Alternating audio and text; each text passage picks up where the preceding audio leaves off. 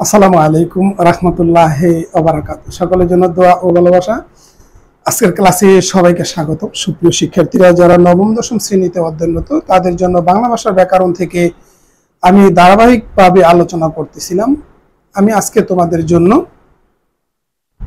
সরল, জটিল ও যৌগিক বাক্য 34তম পরিচ্ছেদ নিয়ে আলোচনা করব। সরল, জটিল, যৌগিক বাক্য 34তম পরিচ্ছেদ থেকে গুরুত্বপূর্ণ কিছু নৈবেদিক নিয়ে আজকে আমি আলোচনা করব। দেখো, যে বাক্যে একটি সমাপিকা ক্রিয়া থাকে তাকে কোন বাক্য বলা হয়? উত্তর সরল বাক্য।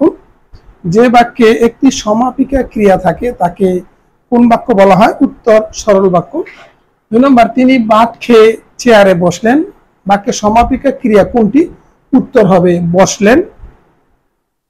তিনি ভাত খেয়ে চেয়ারে বসলেন। বাক্যে সমাপিকা ক্রিয়া কোনটি? উত্তর বসলেন। একাধিক সমাপিকা ক্রিয়া কি দিয়ে যুক্ত হলে যৌগিক বাক্য হয়? একাধিক সমাপিকা ক্রিয়া কি দিয়ে যুক্ত হলে যৌগিক বাক্য? উত্তর যোজক। জটিল বাক্যের উদাহরণ কোনটি? জটিল বাক্যের উদাহরণ কোনটি? যদি তুমি যাও তবে তার দেখা পাবে। যদি তুমি যাও তবে তার দেখা পাবে। সময় বোঝাতে জটিল বাক্যে যোজকের কোন জোর ব্যবহার হবে?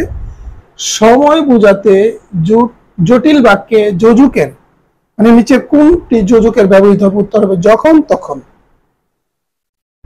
জটিল বাক্যে যদি সময় বোঝায় তাহলে যোজক হবে যখন তখন, এটা বোঝানো হয়েছে।